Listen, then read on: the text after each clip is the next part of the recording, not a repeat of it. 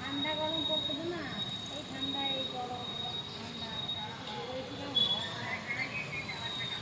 জল ঠান্ডা। এবার তুই আবার জামা কিনবি?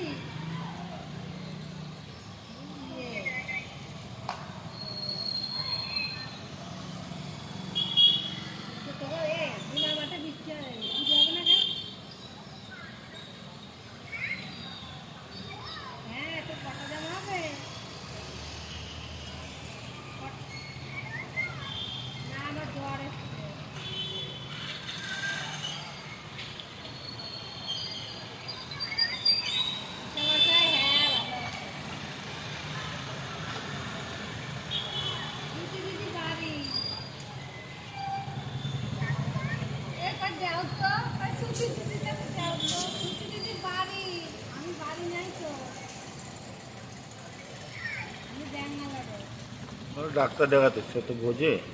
ডাক্তার দেখাতে